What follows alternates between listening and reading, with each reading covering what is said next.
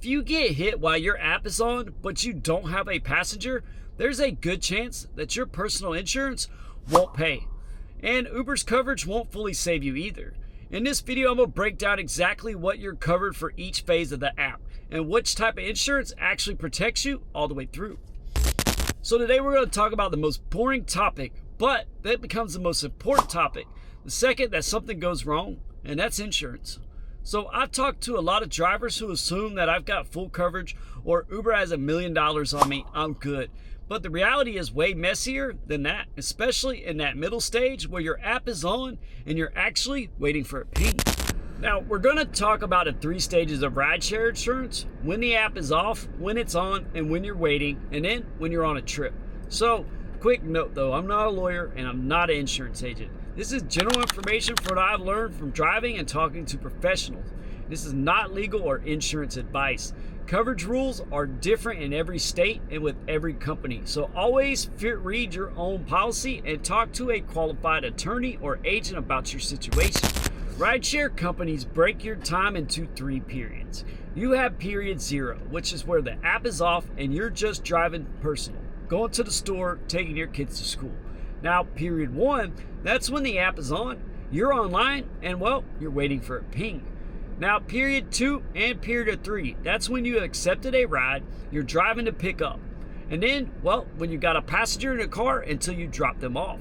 So what makes it confusing is coverage changes every time you cross one of those lines. Most drivers only really understand period 2 and 3 when they have a passenger in the car when they're trying to pick them up. But what they don't understand is period 1. That's where most people get burned. So period 0 is actually the easiest. That's when the app is off. You are just a regular driver. Your personal auto policy is in charge. Whatever liability and collision limits you bought, well, that's what you got if you crash on the way to the store or taking your kids to school. But the catch is, if that insurer finds out that you've been driving rideshare and you've never told them, well, some companies will treat that as a problem. That's undisclosed business use. Now, period 1, this is the danger zone. This is when you have the Uber or Lyft app on and you're available, but you haven't accepted a ride yet. A lot of personal auto policies either exclude driving for hire or say anytime you're connected to a rideshare app, they treat it as commercial use. That means if you crash in period 1 and they find out you were online, well, they could deny your claim or even drop you. On the other side though, Uber and Lyft usually give you limited liability in period 1, enough to cover some damage you caused to someone else, but often not enough to fix your own car. Their full $1 million policy doesn't kick in until you're on an active trip. So picture this, you're sitting at the airport, your app's on and you're waiting. Somebody backs into you, or maybe you bump into somebody else at a low speed. That might be the exact moment where your personal company doesn't want to pay because you were working, and the rideshare company doesn't want to pay because you didn't have a ride yet. Once you accept a ride and you're on the way to pick up, now you're in period 2. Once that passenger is in your car and until you drop them off, that's period 3.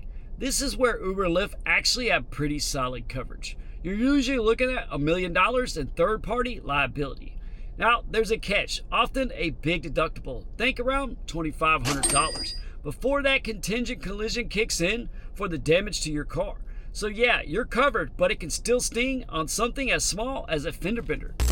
Now, for your own car, they can also have some coverage, but it often comes with a big deductible and some rules. The exact details depend on your state, your personal insurance, and the company, so you have to look it up for yourself. But the simple way to remember it is this: app off, well, that's your personal policy. App on, waiting, well, that's a gray area. And then on a trip, well, that's a rideshare coverage at its clearest, especially for the people you might injure if something goes wrong. So now we talked about the 3 periods, but let's talk about the 3 main types of insurance drivers end up dealing with. That's one is your regular auto policy. Then you have a rideshare endorsement, and then you have a commercial policy. Well, let me break down what the difference between all 3 is. So your personal policy is what most people start with. It's built for normal life, driving to work, going to the store, and taking your kids somewhere. It's not designed for using your car as a business. So if you start doing rideshare and you never tell them, they may treat that as using a car in a way a policy wasn't written for. That's why step 1 is simple. call your agent or your company, tell them that you drive Uber, Lyft, or delivery, and then ask what they expect you to do. Be honest, and hiding it can actually bite you later if there's a claim. Now you have a rideshare endorsement. This is the one thing I suggest every driver at least has. This is usually that extra add-on to your personal policy. You still have a personal policy, but the company adds special language that says, we know you do rideshare in this car, and here's how we'll cover you when the app is on. So in plain English, a rideshare endorsement does 3 basic things. It tells the insurance company about your rideshare work up front so you're not hiding it. It fills some of the gaps when your app is on and you're waiting for a ride, that risky period 1 that we just talked about. And it keeps your own coverage, like collision and comprehensive, active more of the time, instead of shutting it off the second you go online. So if you're using your personal car for UberX or XL or even Premier, well, a rideshare endorsement is usually that middle ground between doing nothing and paying full commercial rates. So you still need to read the details on your policy, but the whole point is to turn that gray area, that app is on and you're waiting for a trip, into something your insurance company actually has agreed to cover. So the last one is what I have, and that's for Uber Black. That is a commercial policy. Now, this is what businesses use when a vehicle is mainly for work. Think fleets, limo companies, taxis, or somebody that's doing Uber Black and we're driving full time as their main business. With a commercial policy, the insurance company treats your car as a business vehicle from the start. They price it and they ride it that way. And the coverage is built around the idea that you're using the car to make money all the time, not just occasionally. So, for example, I drive Uber Black, so I carry a commercial policy on this vehicle. That means this car is insured as a commercial vehicle. So let's just break these down in simple terms though. Personal policy, well, that's for regular life, not built for rideshare. Personal plus a rideshare endorsement, well, that's a personal car that sometimes works and it fills in the gaps when the app is on. Then you have that commercial policy. Well, this is a work vehicle. I'm treating driving like a business. So what can you actually do with this information? Well, first is make sure that your company knows that you're doing rideshare.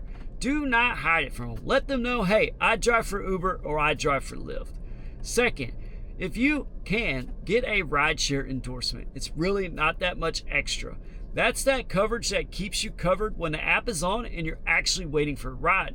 That's what helps plug in that period 1 gap. Third is, if you're driving and this is your main business or you run multiple vehicles, well, you should probably try to get a commercial policy. You might actually need one, but it makes more sense for you anyways. That's more advanced, and for some full-timers, it's definitely the route to go.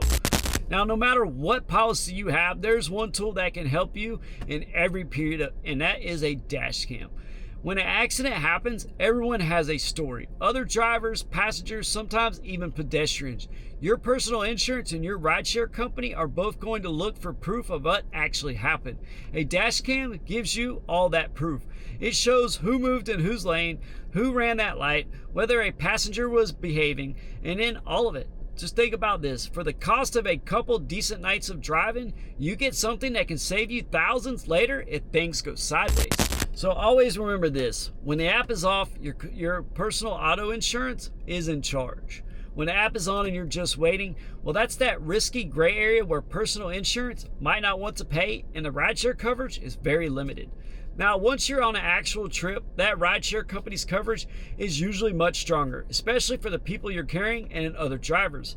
So the homework is simple. Read your own policy. Log into your driver account and see what the coverage they say list in each stage. Ask your agent about rideshare endorsement and seriously consider a dash cam. Again, this isn't legal advice and I'm not an insurance agent. I'm just a driver that breaks down so you can ask better questions before something bad happens.